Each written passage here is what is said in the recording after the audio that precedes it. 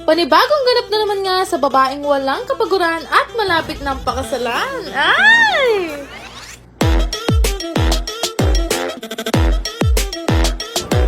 Naksyuta!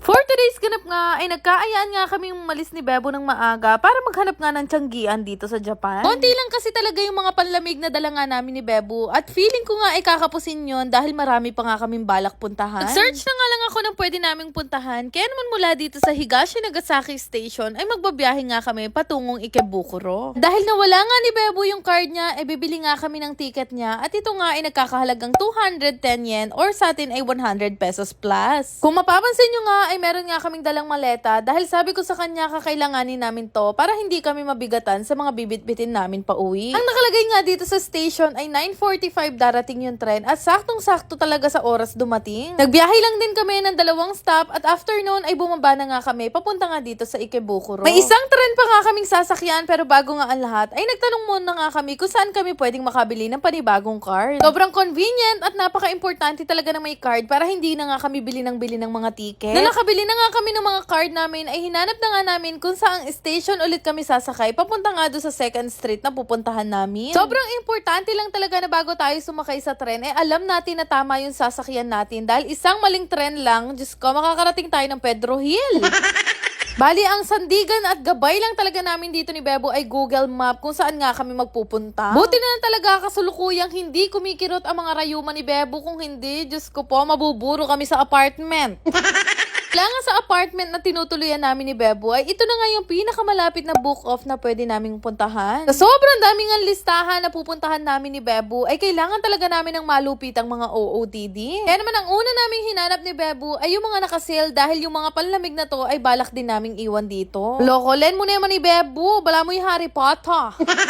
Habang kasama ko nga itong si fiancé Bebo, sabi ko sa kanya maghintay na lang siya sa isang sulok dahil ayoko nga nang minamadali. At tuwing namimili nga kaming dalawa ng mga gamit namin, ay lagi kong inuuna yung mga gamit ni Bebo para hindi niya na nga ako kinukulit. Actually guys, magdadalawang oras na kami nag-iikot dito ni Bebo. Sobrang hirap kasi talaga maghanap dahil medyo pricey nga yung napuntahan naming book off. Pero buti na lang talaga ay nakakalkal nga ako ng mga nakasale, kaya naman nakapagbayad na kami ay nilagay na nga to ni Bebo dito sa dala naming maleta. Huwag na huwag niyong kakalimutan yan, isa yan sa malaking life hacks dito sa Japan, lalong-lalo na kapag ka mamimili kayo ng mga gamit. Sobrang dami nga rin napamili namin dalawa ni Bebo dito at inabot nga rin to ng isang lapad. Pero para sa akin ay sulit na rin. Di na nga rin namin namalaya na paglabas nga namin ay wala na palang liwanag. Ping winter kasi ay mabilis nga bumaba yung araw, kaya naman alas 3 pa lang o alas 4 ay nagdidilim na talaga. Bago nga kami maglakad papunta sa train station ay bumili nga muna kami ng mga ice cream na talaga namang paborito ko simula pa ng OFW nga ako. Sabi ko nga kay Bebo, sa biyahe na namin to kainin dahil baka maiwanan kami ng tren. Talaga namang kikirot ang rayuma mo pagka nilakad natin pa uwi.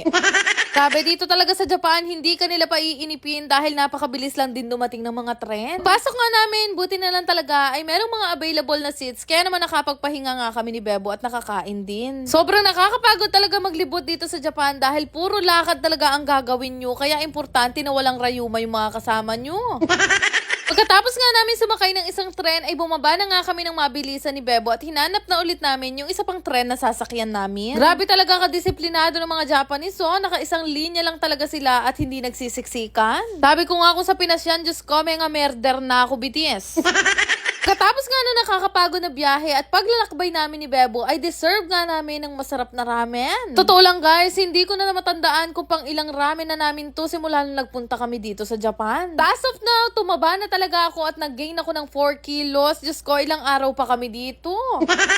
Ay shit, kasakit. Hindi ko talaga kayang tiisin ang amoy ng ramen. Kaya naman di bali, pag-uwi ko, magpapaschedule na lang ako ng gym sa coach namin. Para hindi nga kami makagalitan sa mga pinaggagawa at pinagkakakain nga namin dito ni Bebo, binlock muna namin siya pansamantala. Char! Sobrang lakas kasi talaga makataba nitong si ramen, lalo na talaga pagkain araw-araw mo. O paano hindi kami tataba? Yakurugo gewa kem vitamin sing ramen. Naksyuta. Napakamura nga lang nung ramen na nakainan namin na to. At after nga namin kumain ay nagdiretso muna kami dito sa grocery dahil meron pa akong ilang bibilhin. Ito kasing si Bebo ay meron mga pinaluluto nga sa akin. Diyos ko, pil naman mo niya yung pagiging engaged namin. Dalawa gewa na ako sugar mommy, yung anak syuta. Dahil hindi pa naman kami naikakasal, syempre yung mga marinated na lang yung mga pinagbibili ko. Tsaka ako na lang gagalingan kapag ka naikasal na kami.